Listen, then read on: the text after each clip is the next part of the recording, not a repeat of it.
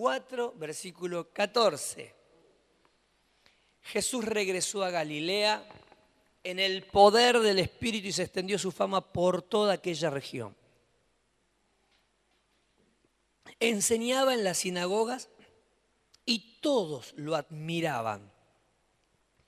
Fue a Nazaret, donde se había criado, y un sábado entró en la sinagoga como era su costumbre.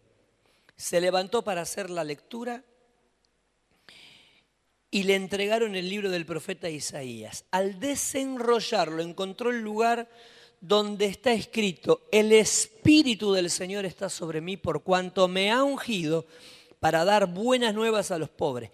Me ha enviado a proclamar libertad a los cautivos y dar vista a los ciegos, a poner en libertad a los oprimidos y a pregonar el año del favor del Señor. Amén y amén.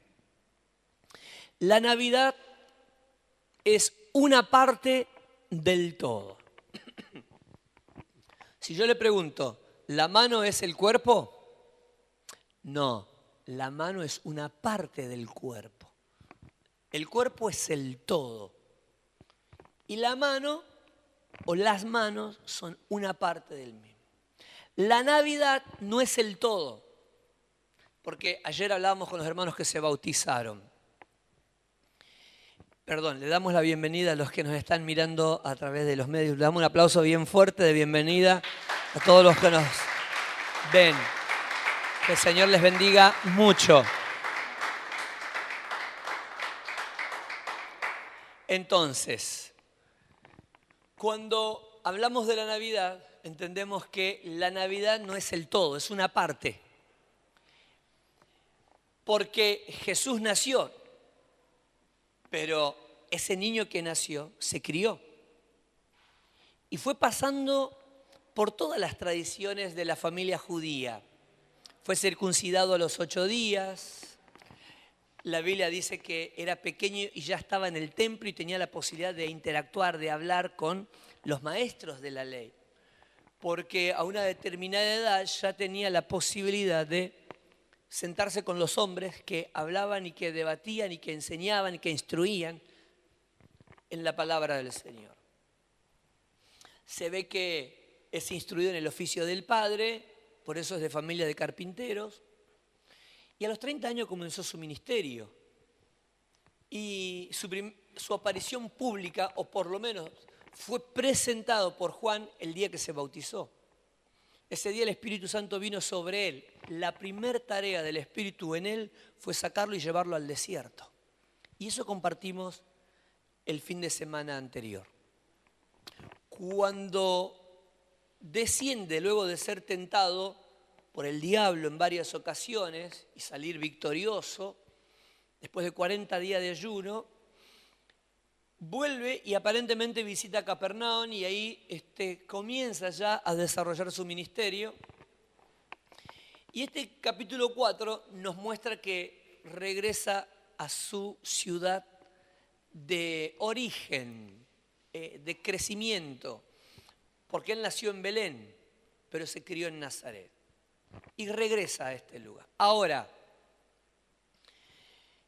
tiene la posibilidad de ir a la sinagoga y compartir como era habitual en él. Participar de las reuniones de la comunidad judía, donde se hacía lo mismo que acá. La diferencia era que solo participaban varones. Tiempos de oración, tiempos de adoración donde cantaban y donde compartían las escrituras y alguien le ponía el sentido a la ley del Señor. Y compartían, y los ancianos hablaban, y instruían, y enseñaban. Un tiempo hermoso.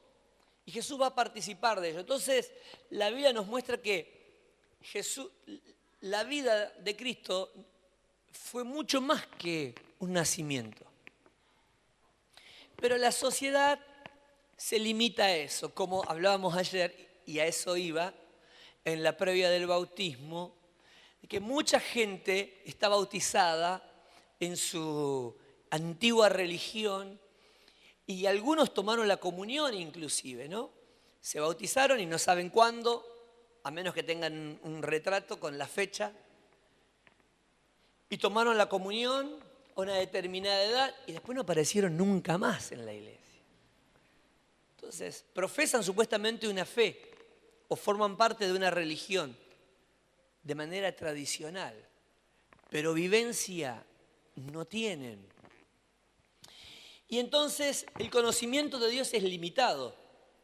Y así es en relación a la Navidad. Los protagonistas de las Navidades en nuestros países, lastimosamente, son el arbolito, son Papá Noel.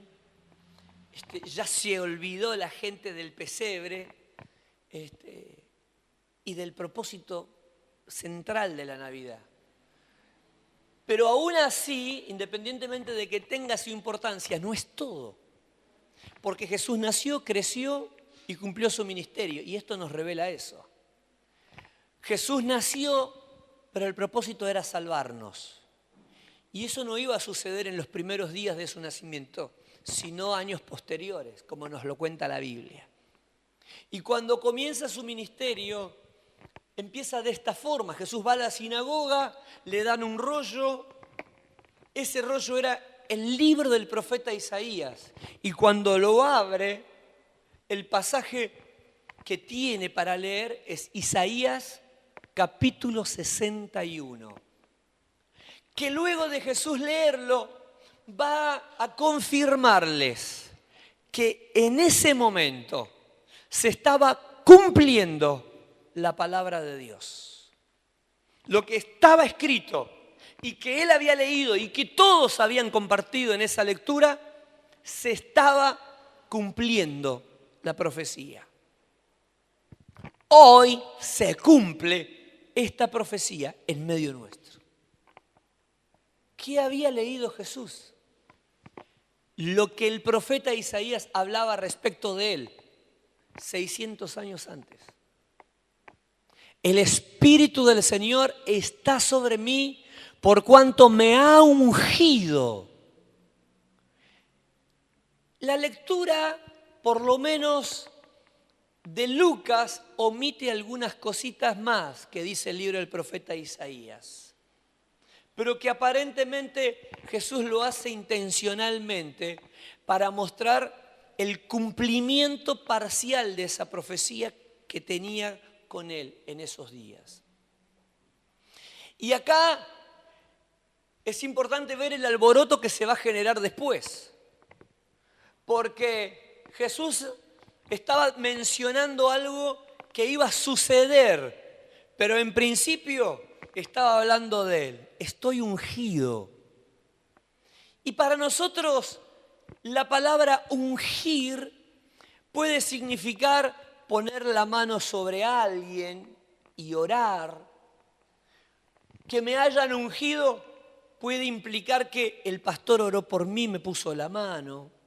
Que me hayan ungido, para algunos pueden significar, es que me han ungido para que cumpla un ministerio.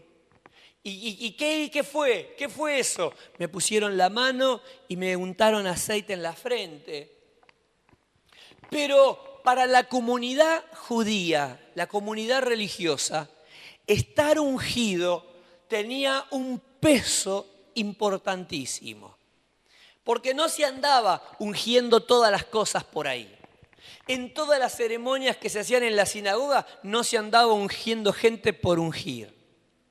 Cada vez que había un ungimiento, esto era un acontecimiento extraordinario. Era como una asunción presidencial, un cambio de gobierno, porque se daba entre los sumos sacerdotes. Era algo que se celebraba esporádicamente. Cuando se ungía un nuevo sumo sacerdote para la tarea que le tocaba, era algo que conmovía a toda la comunidad. Presenciar eso era algo extraordinario, como un cambio de gobierno. Entonces, ¿a qué remontaba? Al tabernáculo. Cuando Dios había dado instrucciones de que los sacerdotes, el sumo sacerdote, tenía que ser ungido con un aceite especial. Aceite aceite especial. ¿Por qué era especial? Porque el único uso iba a ser consagrar. No era que, ¿y si me queda me hago unas papas fritas? No. Y hago unas milanesitas. No, el aceite era específicamente para la consagración. Y entonces, anda a comprarme el chino un cocinero. O uno de girasol. Ni de girasol, ni de maíz, ni de mezcla, ni de siquiera de oliva. Era de oliva, pero era específicamente preparado para la unción. Es decir, para el ungimiento. La palabra ungir tiene varias definiciones, pero la connotación de la palabra teológica, la que aparece en la Biblia, es una sola. Digan conmigo, unción, es ungir, apartar, separar, consagrar. Amén. Digan conmigo, capacitar. Todas palabras que parecen diferentes. Separar, apartar puede ser lo mismo. Pero tenía que ver justamente con esto. Ungir era cubrir, cubrir. Separar, apartar. ¿Por qué se separaba? ¿Por qué se apartaba? Porque se estaba consagrando a una persona para una tarea especial, que era la de servir a Jehová. Por eso el sumo sacerdote tenía vestiduras especiales. Los sacerdotes tenían vestiduras especiales. Pero el sumo sacerdote tenía una mitra en la cabeza. La leyenda era santidad a Jehová. Santo. ¿Qué significa santo? Apartado. Entonces el sumo sacerdote tenía una mitra en la cabeza, un gorro con una leyenda, santidad a Jehová. Es decir, apartado para Dios. Su función era servir a Dios. Esa persona no solo andaba con el bonete en la cabeza, andaba ungido. ¿En qué sentido? Antes de comenzar a desarrollar sus actividades, pasaba por una ceremonia donde la máxima autoridad lo ungía con ese aceite hecho con instrucciones divinas para que se practicase perpetuamente. Entonces, no se preparaba un poquito y después se guardaba para el año que viene o para cuando se muera el viejo este. Ese aceite que se preparaba se derramaba completamente sobre la vida del consagrado. El aceite lo cubría todo, de la cabeza a los pies. Aceite con aromatizantes que venía sobre su cuerpo y que lo cubría todo. Y se empapaba la ropa por dentro y hasta los pies. De ahí la expresión del salmista cuando dice es como el buen óleo que desciende sobre la cabeza de Aarón y desciende hasta el borde de sus vestiduras. El buen óleo, ¿qué era? El aceite de la unción que lo había consagrado para la tarea. Podía ser invisible a la vista la consagración, pero,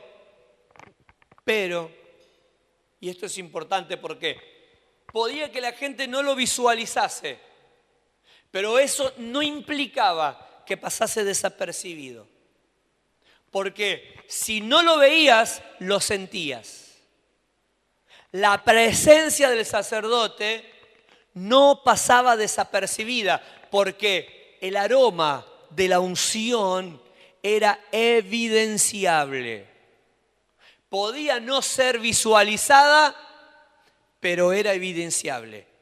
Porque yo no podía no verlo, pero podía sentirlo. Eso es lo que provocaba la presencia de Cristo. La gente podía no verlo, pero el alboroto que generaba la gloria de Dios en la vida de Jesús le daba a todo el mundo la pauta de que allá anda el Nazareno. ¿Y cómo sabe? Porque allá hay gente gritando, rodeándolo, caminando, mira todo eso. La gloria de Dios estaba en la persona de Jesús. Y donde Jesús estaba rodeado de gente, de enfermos, de gente con necesidades, de discípulos, seguidores, chusma, de todos. Podían no verlo, pero lo podían sentir a través de todas las cosas que se generaban en la persona de Jesús.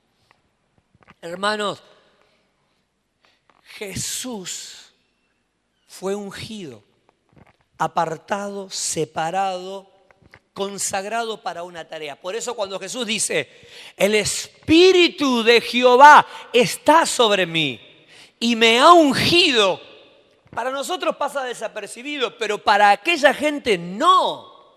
Cuando Jesús dice, hoy se cumple esta palabra en medio de vosotros, fue un impacto. Algunos se alegraron, otros se escandalizaron, porque estar ungido implicaba que los demás reconociesen que Él era superior a todos, porque estaba ungido por Jehová para la tarea mesiánica, esa obra extraordinaria que ninguno de los profetas pudo llevar a cabo, que ninguna persona pudo realizar, sino que solo la podía llevar adelante el Mesías, el Hijo de Dios, y Él se adjudicaba con esas palabras ser Dios en la tierra, el Salvador del mundo.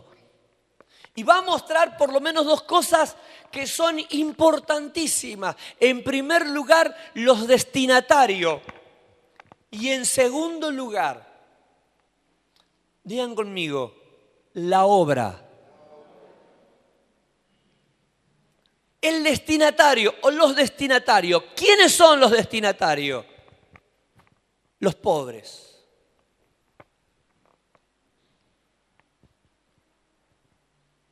¿Y cuál es la obra? La transformación que va a provocar en los pobres.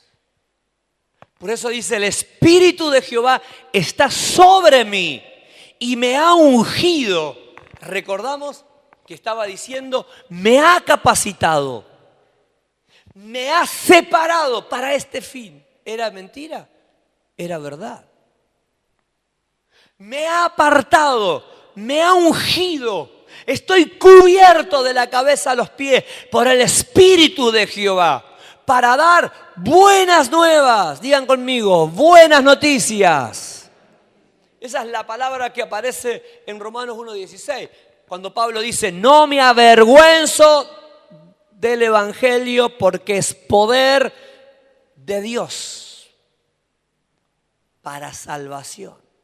Entonces, esas palabras, dar buenas nuevas, es el mensaje para los pobres que va a traer transformación. El estado de los pobres. ¿Cómo se encuentran los pobres? De acuerdo a las palabras del profeta Isaías. ¿En qué estado, en qué circunstancias se encuentran? Digan conmigo, cautivos, ciegos y oprimidos. La situación de los pobres, a quienes Jesús va a visitar, se encuentran en estas condiciones: cautivos, ciegos y oprimidos. ¿Qué es lo que va a provocar la transformación? El mensaje de buenas noticias que va a llevar el ungido de Jehová. Por eso su tarea es magna, es gigantesca, porque no es una tarea más, no es una tarea común. Es una tarea que va a provocar transformaciones reales en la vida de las personas, en la vida de la gente. No viene a alterar la política, no viene a cambiar la política. Pilato seguirá gobernando Judea, Herodes seguirá gobernando Galilea, los Césares seguirán gobernando al mundo desde Roma. Jesús no se va a meter en esas políticas de izquierda, de derecha, de peroncho, de radicales, ni de un lado ni de otro. Él se va a movilizar en llevar el mensaje que es nada más y nada menos que una noticia transformadora de vidas. Digan conmigo, el Evangelio es una noticia que transforma vidas. Debe, digan conmigo, debe seguir transformando vidas. ¿Cuántos dan gloria a Dios? Los pobres que Jesús tiene en mente no son gente que vive en el sur de Buenos Aires. No son gente que vive en las villas y que están escaseando o que viven en una escasez terrible de las cosas primordiales, esenciales de la vida. Sino que es gente de las tres clases sociales, alta, media, baja. ¿Por qué existen las clases? Por el pecado, por la injusticia. Todo lo gratis tiene precio. Cuando Dios pensó en vos, pensó en el hombre, ¿qué hizo? ¿Te soltó y te tiró a la buena de Dios? No. Cuando Dios pensó en nosotros, primero hizo el hogar, creó la tierra, o ordenó la tierra, separó las aguas de la tierra y le dio vida a lo que estaba muerto. Y luego que la tierra tuvo todo lo necesario, puso al hombre en ella. Para que no compres la papa, la pera, el tomate, la uva, el pollo, la gallina, la vaca, la leche. Pero sin embargo, todo lo gratis, todo lo que Dios nos dio, todo tiene precio. Se paga el agua, se paga la luz, se paga el pedazo de tierra que tenemos, y algunos no tienen pedazo de tierra, lo alquilan y tienen que pagarlo. Todo lo que Dios nos dio, todo tiene precio. Todo. Ni siquiera el lugar donde van a descansar tus huesos o tu polvo es gratis, porque hasta ello hay que pagar.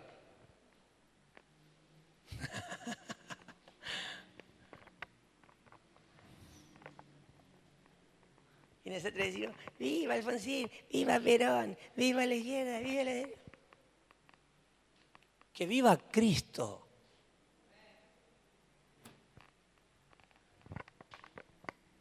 El mayor problema del hombre es el pecado. El principal remedio de la humanidad es Cristo.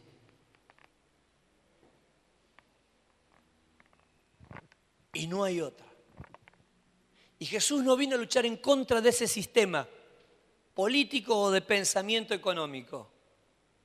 Jesús vino a predicar un mensaje que transforme las realidades de la gente, de los pobres, entre los que estaba la aristocracia, la burguesía y la clase más olvidada de la sociedad. Jesús recorrió los centros urbanos, los grandes cascos urbanos y las periferias. Estuvo allá donde la gente va a robar, porque está la gente que tiene dinero, y estuvo allá donde están todos los marginados. En todos lados estuvo Jesús. No para provocar problemas, sino transformaciones. ¿Cuántos alaban al Señor en este día y dan gloria a Dios? Gloria a Dios. Porque la única esperanza de los pueblos era el mensaje del Evangelio. Y el Espíritu del Señor está sobre mí y me ha ungido. La respuesta está en el mensaje. Los destinatarios son los pobres, que no tienen que ver, ya dijimos y vuelvo a ser redundante, la gente que está dividida por clases. Los pobres son los que carecen de Cristo. El que carece de Cristo es pobre. Por eso dice Proverbios, sabio es el que busca a Dios. Porque la plata puede comprar un montón de cosas, pero no la felicidad, no el amor. Y Jesús fue. Por eso la Biblia nos muestra a Jesús entre los pobres, Jesús entre los niños, pero Jesús también entre los burgueses. Jesús también entre los ricos. Jesús también entre los pecadores. Aleluya. ¿Cuántos dan gloria a Dios? El amor transformando a la pecadora. El amor transformando al publicano. El amor transformando a la mujer de flujo de sangre, al leproso. Aleluya.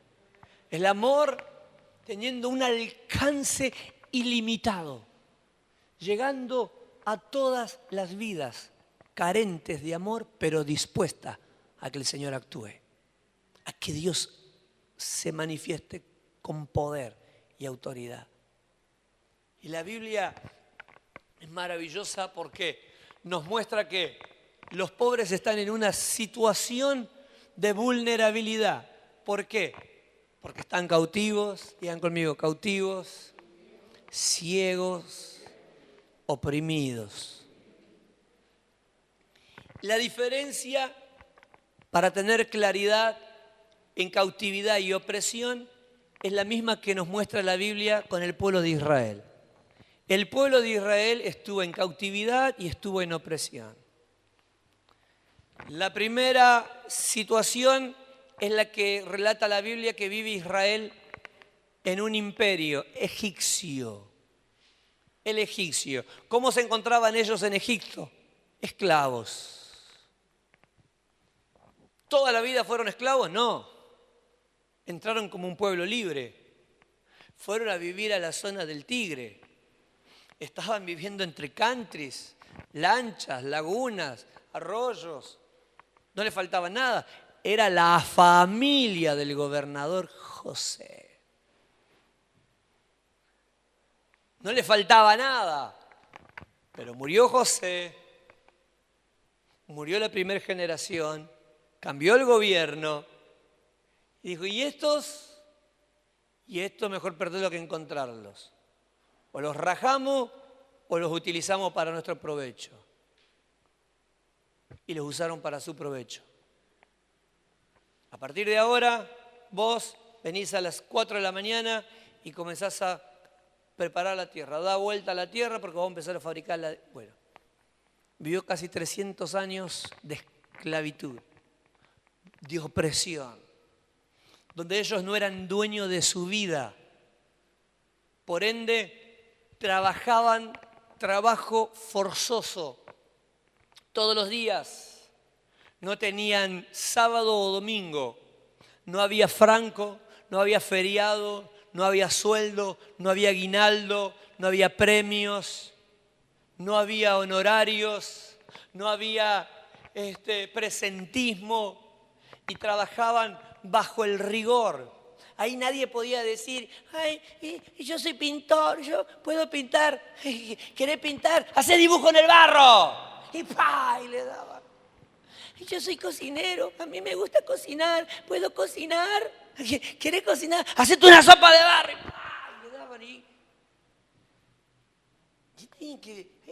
Yo soy pastelera, yo quiero hacer facturita. Yo nací para ser panadero, puedo hacer pan. ¿Quiere hacer pan? ¡Hace panes de ladrillo! ¡Pa, pa, pa, pa! Los volvían locos.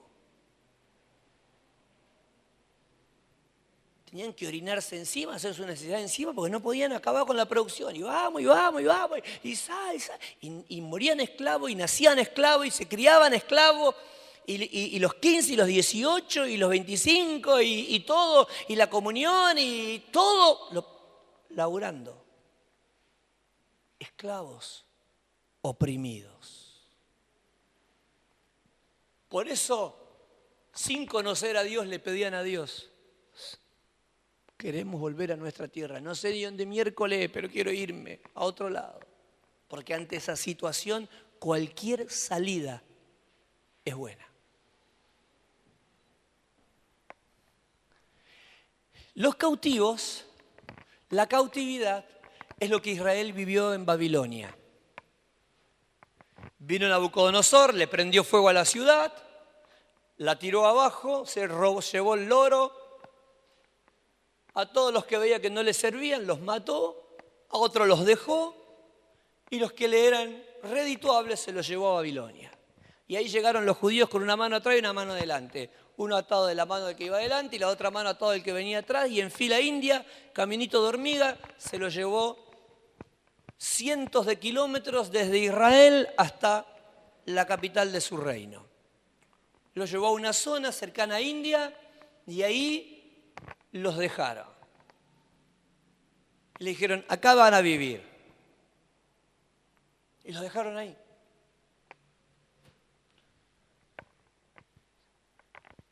¿Y qué hacemos? Y hagan su casa y vivan.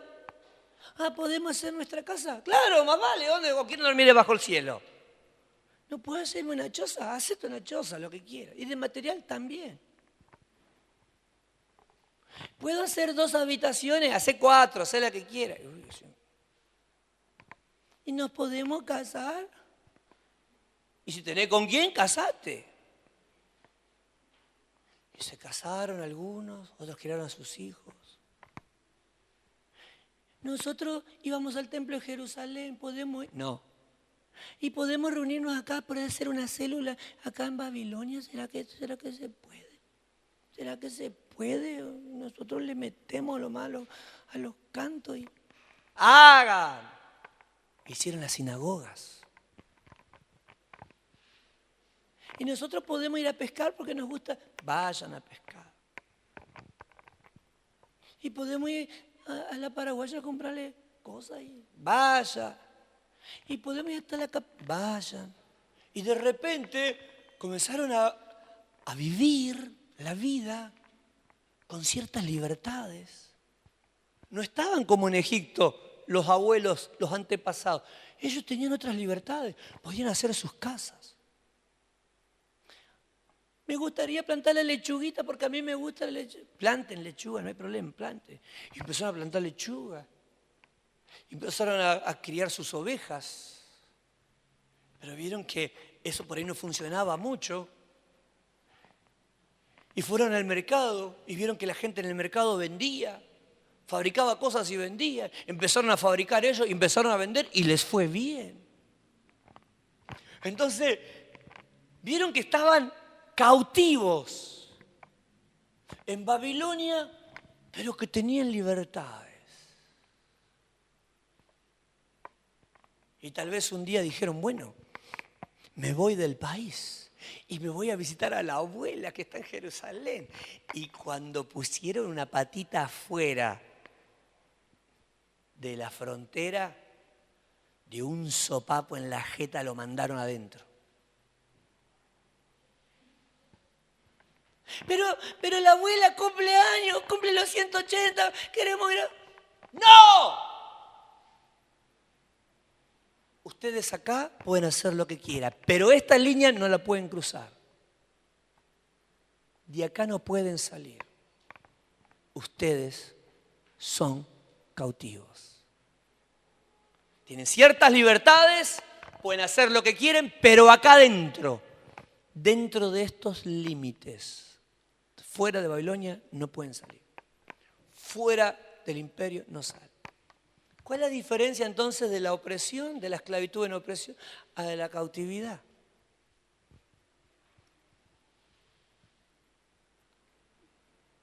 Que el cautivo cree que es libre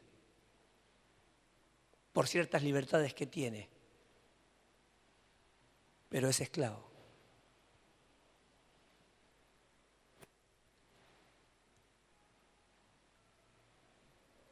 Cree que es libre, pero tiene dueño.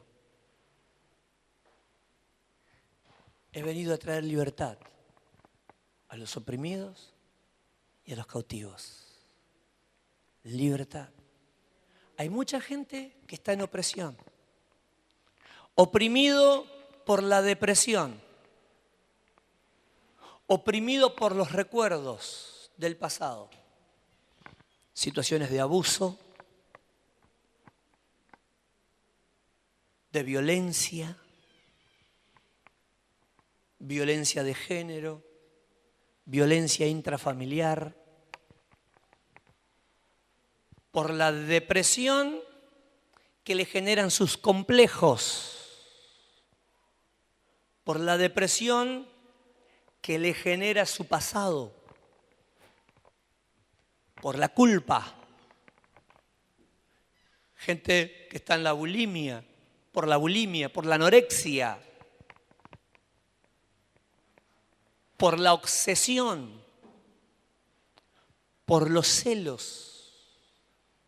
Gente que es obsesiva y posesiva, gente enfermiza, gente celosa, que asfixia,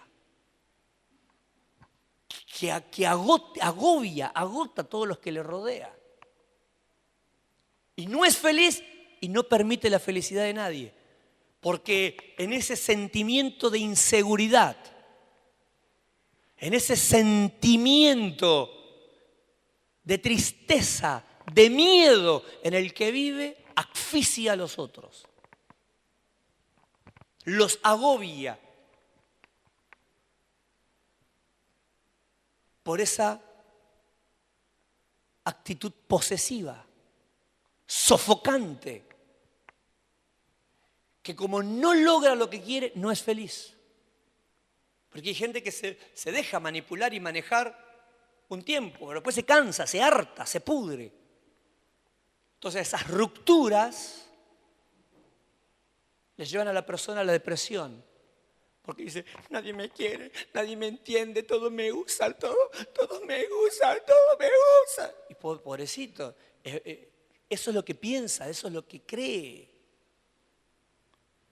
Pero la actitud en la que vive, en la que se encuentra, es tan terrible que no es feliz porque no logra la felicidad con la forma de vida que lleva, porque no logra lo que desea, no logra lo que quiere, porque a los que quiere y quiere cuidar, los aleja.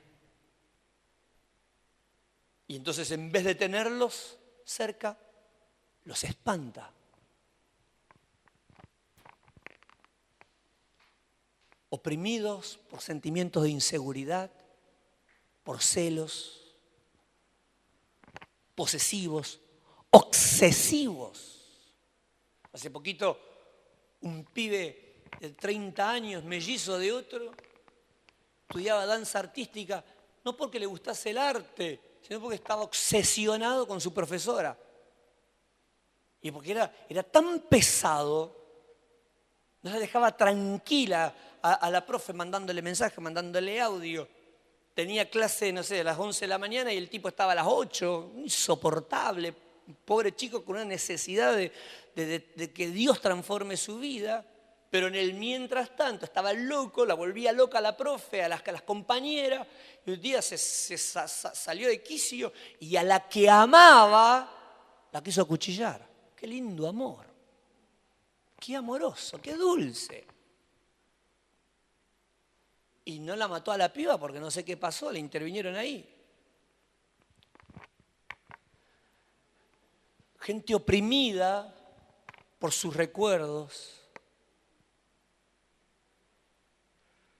por su dolor, por la culpa, por tantas cosas. Por alguien, por algo. Jesús vino a traer un mensaje. Ese mensaje es evangelio. Y el evangelio, digan conmigo, transforma vidas. Gloria a Dios. ¿Cuántos dan gloria a Dios? ¿Cuántos dan gloria a Dios? Transforma, digan conmigo, transforma vidas. Aleluya. Digan conmigo, yo quiero dar ese mensaje. El Evangelio libera cautivos. Los cautivos son aquellos que dicen, pero yo me drogo con mi plata. Sí, me gustan, pero yo pago. Yo pago, ¿no? Y él cree que es libre porque él paga. Porque él hace lo que quiere, porque él decide. Sí, pero es mi plata, es mi tiempo. ¿Y qué? ¿No? Entonces va al bingo y gana 19.000 pesos y gasta 28 en el bingo. Y entra al bingo y es como cuando vos entras a la pileta o cuando te comes un helado de dulce de leche, ¿no? Para vos es agradable un helado de dulce de leche con frutilla. Y aquel que tiene esas adicciones del juego se siente como en la piscina, como en el sauna, como en una sala de masaje. Pero como gasta su guita, ya hipotecó el auto, ya está por hipotecar la casa por el juego, cree que es libre, porque es su tiempo, porque es su plata, porque son sus cosas. Si es mi auto, si es mi moto, si es mi sueldo, si es mi vida, ¿no? Y toda la familia no lo puede creer. No lo puede creer, pero ¿te das cuenta cómo estás arruinando tu vida? ¿Te das cuenta cómo te estás quedando solo? ¿Te das cuenta cómo estás perdiendo todo? Y dice, pero si es mi vida y hago lo que quiero. Y esa idea distorsionada de libertad tiene mucha gente en esclavitud. Mucha gente en esclavitud que se cree libre, pero es cautivo. Yo hago lo que quiero, pero Satanás le dice, pero esto no lo dejas. Entonces es adicto al sexo, es adicto a la pornografía, adicto al alcohol, a una forma de vida de infidelidad, adicto a la droga, adicto al juego, o adicto a ciertos tipos de comportamiento, patrones de vida y de conducta, que dicen, pero si es mi cuerpo, pero si es mi vida. Y no se da cuenta que esa libertad que cree tener es esclavitud. O mejor dicho, cautividad.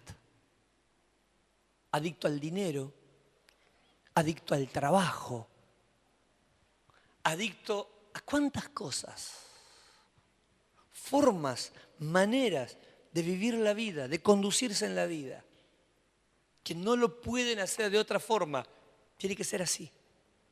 Y por ahí esa forma, esa manera es dañina, es destructiva, es perjudicial para él, para su entorno, para su familia, para la gente que le rodea, esclavos de los malos hábitos, del mal carácter. Estaba hablando la otra vuelta con una persona que había tenido problemas no sé, como en 3 iglesias y con sus parejas. Entonces estaba dolido con las iglesias, dolido con las parejas y hablamos un ratito nomás y ya me di cuenta que el problema no son ni las iglesias ni las mujeres. El problema es él. Porque la forma de ver la vida siempre lo va a llevar a la amargura en la que está. Y lo va a atar y lo va a encerrar y no le va a permitir experimentar libertad. Desea encontrar una buena iglesia, desea encontrar una buena mujer, pero las tuvo, las perdió.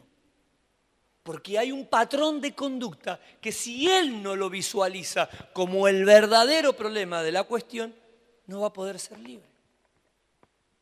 Entonces estuvimos hablando de la importancia de cambiar su forma de ver las cosas, de ver la vida. Y se emocionó. El Espíritu Santo comenzó a trabajar. Dios quiera que lo podamos tener entre nosotros lo más pronto posible. Porque el principal problema es el prejuicio.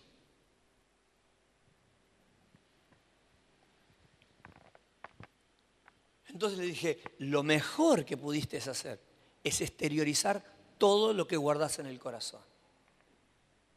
Porque no hay forma de trabajar allí donde es necesario cambiar las cosas si yo no lo hablo y no predispongo mi corazón a aceptar lo que necesito cambiar. Y tenés que cambiar. Tiene que cambiar tu mentalidad y tiene que cambiar tu forma de vida. Y solo no vas a lograrlo. Solo con Dios. La única manera, la única forma es a través de Dios, con la ayuda de Dios. Si no, no vas a cambiar. ¿Querés cambiar o no querés cambiar? Sí, quiero cambiar porque encima estoy con esa. La otra andaba por ahí. Estoy con esa, pero nos llevamos las patadas y no. Y la misma historia, ciclos que se repiten. Y gente que cree que es libre porque elige, porque hace, porque un día estoy con ella, un día estoy con él, un día estoy con esto, un día hago esto, hago lo otro. Pero en realidad es cautivo, está en la cautividad. Porque hay un círculo que no puede romper. Hay una realidad que se repite permanentemente y que no tiene que ver con los defectos de los demás, tiene que ver con una necesidad de transformación. Entonces Jesús dijo, yo estoy ungido para dar buenas nuevas. Mi destinatario son los pobres. Su condición es que son cautivos, son ciegos, no pueden ver la realidad en la que están. Están oprimidos. Vine a declararles a ellos que este es el tiempo de su libertad. Aleluya. ¿Cuántos dan gloria a Dios? ¿Cuántos dan gloria a Dios? Jesús le está diciendo, vengo a decirles que ha llegado el tiempo en el que sean libres. Uno podría decir, ¡wow! ¡Vamos! ¡Aplauda, vamos! No, la gente ¿qué hizo? Se enojó. Se enojaron. Y lo agarraron a los empujones y se lo llevaron a los empujones. Ahora, Jesús venía a traer la respuesta. ¿Trajo? Sí, la trajo. Ese grupito no lo entendió y no lo quiso aceptar. Pero Jesús realmente había venido del desierto a comenzar esa tarea magna de solamente 3 años, pero iba a ser la más importante de todas porque cambió la humanidad para siempre. Antes de Cristo y después de Cristo, las cosas fueron totalmente distintas. Venía un nuevo tiempo y ese tiempo nos afectó a nosotros también. ¿Cuántos dan gloria a Dios? ¿Cuántos dan gloria a Dios? ¿Cuántos dan gloria a Dios? Esa noticia la podemos dar nosotros. Y esa noticia puede cambiar vidas. Y tal vez nosotros estemos pensando, pero ¿por qué lo que yo digo no cambia, no afecta? Le hablo a mi amigo y no pasa nada, le hablo a mi amiga y no me da bolilla, le hablo a mi papá y me ignora, le hablo a mis amigos y... Porque hay algo importantísimo, fundamental, que tiene que tomar protagonismo en este tiempo, y es el Espíritu Santo del Señor. Los cristianos tenemos una vida religiosa muy buena, muy aplicada, pero nos está faltando algo. Digan conmigo, el poder de Dios. Podemos hacer un montón de cosas, pero hay algo que es fundamental, y es que la vida nuestra se llene de la presencia del Espíritu Santo. Los discípulos fueron una cosa antes de Pentecostés y otra cosa después. Pedro, el frágil, se transformó en una persona tremenda en las manos del Señor. El Espíritu Santo ungió a la iglesia el día de Pentecostés, Hechos capítulo 2. Y ese mensaje que dio Pedro por primera vez afectó vidas. Y esa tiene que ser nuestra inquietud en estos días, en este tiempo, para todos los que estamos viviendo. Esta era que nos toca presenciar, 2020, 2021. Las cosas el año que viene probablemente cambien para bien o no se modifiquen demasiado, pero algo sabemos de parte de Dios, que en medio de todas las aflicciones en las que estamos inmersos, es el año del favor del Señor. No porque cambiará la política, sino porque cambiará la realidad de mucha gente por el mensaje de Jesucristo. Gloria a Dios, y nosotros tenemos la oportunidad de ser parte como adolescentes, como jóvenes, como hombres, como mujeres, como familia, o quedar fuera. Poder ser alguien más entre los tantos que predican, entre los tantos que cantan, entre la tanta gente que va a una iglesia, o ser alguien que bajo el Espíritu Santo del Señor, cada vez que encuentre a alguien en el trabajo, en el club, en el colectivo, en el remis y hable, el Espíritu Santo toque los corazones y transforme la vida de los cautivos. Porque cautivos hay por todos lados, e incluyendo aquí dentro. Porque muchos de los cautivos muchas veces están en las iglesias. Por eso es que a veces es un escándalo. El hermano tal casi mata a palo a su esposa. Y dice, ¿cómo puede ser? Hace 3 años que viene a la iglesia. Se convirtió, se bautizó, pero su vida está vacía del Señor. El Espíritu Santo no te hace una persona incapaz de pecar, pero quita el margen de posibilidades. Peca el vacío y peca el lleno del Espíritu Santo. Pero algo es real, baja el margen. Porque una cosa es la persona vacía de Dios, vacía del Espíritu. Y otra cosa es una persona llena de Dios, llena del Espíritu Santo. Es la gloria de Dios, como dijo el apóstol Pablo, la gloria de Dios en vasos de barro. El barro, el ser humano, siempre estará propenso al error, a la falla. Pero el que es guiado por el Espíritu Santo siempre está un paso adelantado.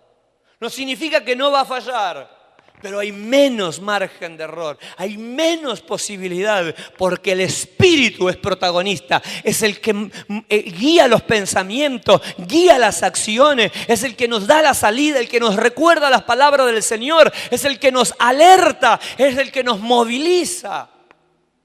Uno puede ver que hay un montón de personas que se equivocan y algunos uno dice, pero pucha, pero era tan bueno, parecía, y otro que uno dice, yo sabía porque ya lo veía que se iba al cuerno. Pero hay algo que de seguro es diferente. Cuando el Espíritu Santo del Señor está sobre una vida de la persona comienza a menospreciar las cosas del mundo y a amar lo que Dios ama por sobre todas las cosas. Hay gente que vive en un espíritu de rebeldía tal. ¿Y por qué? ¿Y por qué? ¿Y para qué? ¿Y por qué tengo que hacer lo que dice el pastor? ¿Y por qué tengo que hacer eso? ¿Y por qué no puedo esto? ¿Y por qué no puedo lo otro? ¿Y qué? ¿Y qué? ¿Y qué? Y la realidad es que así, con el ¿y qué? Puede vivir toda la vida. El tema es que si yo tengo la oportunidad de ser transformado por el Señor y la desaprovecho, el primero que me perjudico soy yo. Y el segundo es que es difícil que pueda hacerle de bendición a otros. Y hoy el tiempo que vivimos apremia. Hay mucha gente que se va de entre nuestras manos porque se lo lleva el diablo a la muerte.